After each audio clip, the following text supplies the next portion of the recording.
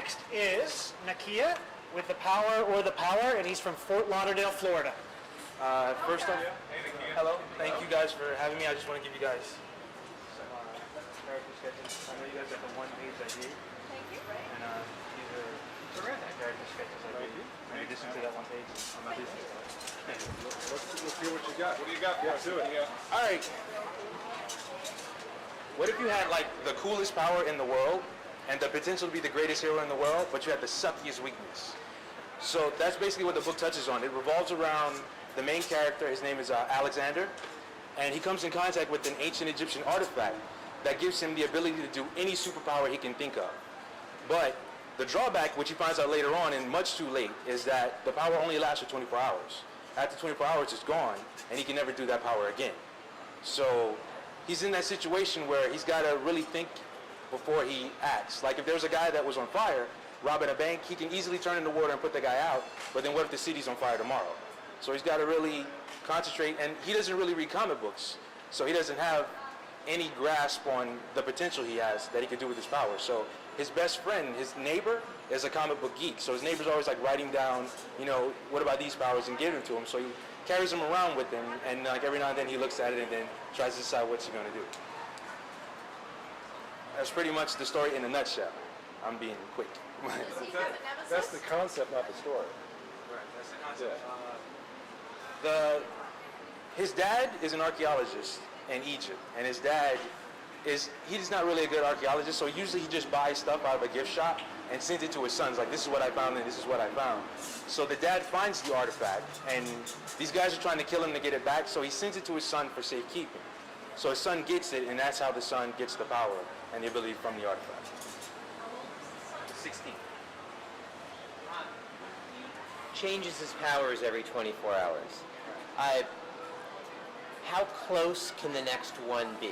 For instance, can he sprout wings because he already used the flying one, or is all flying out? In the page I think you have, the page I drew, is the one that I submitted. It should be on the, where he's got the wings coming out of his back. And because he flew, like the first day he gets the powers, he goes through super strength, super speed, flight, and he can never ever use them again? never again. Can he parse it? Like this time I fly with wings, next time I want to fly like Superman? Right. Okay.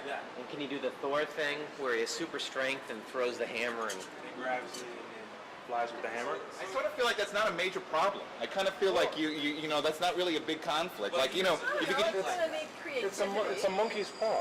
Yeah. You know, he's basically got, like you said, here's your gift, here's your caveat.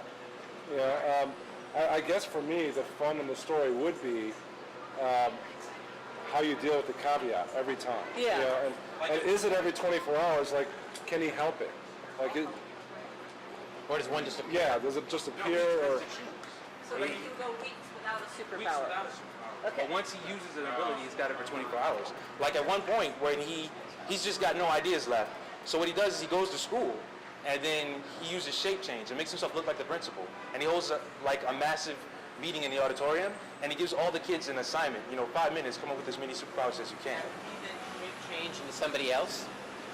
You know, once he uses the shape change, that's it. He's, Can't later change into a dog. right. So what's his lesson? Well, I think he where could. do we wind up? I think he could shape change into an animal, just not another person. The history on the artifact. And then the guy that's looking for him, because once he touches the artifact, the power is in him. So the main villain has, because the artifact is split in half. So his father finds half of it. So the kid gets the ability, but the main villain has the other half. And he needs to put both halves back together so that he can have the ultimate power. He's obviously got a moral dilemma and a responsibility and a ticking clock. So how does that affect our character and the movie? Well, in the long run, he gets kind of a god complex later on, and then his friends bring him back from that. And then he decides, because his father's missing, so he decides, you know, in the end of the series, when I wrap it all up, he has to go to ancient Egypt to find his dad and confront the main villain and defeat him. So, If we were left with one power to do the right thing at the very end, which one would it be? see, that's what he decides, because once he gets the artifact, he can have all the power if he wants. He locks the artifact away so that no one can get it. so that's the last Gotta issue. get to it. Last issue, he gets, you know, everything and he has the ability to get it all, but he decides to lock it away so it never falls into anybody's hands. Writer or both? I'm mainly an artist, but I write too. Well, you got something here, Nakia. I think I sort of feel like I kind of start to fall asleep when someone mentions ancient Egyptian artifact. I kind of feel like that's a somewhat cliche way to get superpower. I sort of feel like. You know, I Don't you? agree. When I saw the first line, I kind of lost interest, but then when you started pitching through it, it sounds really interesting. Yeah, definitely, definitely. You pulled it out of the snore pie there, and you came up with something. Yeah. Good job. Nice. Very good. Thank you. Thank you.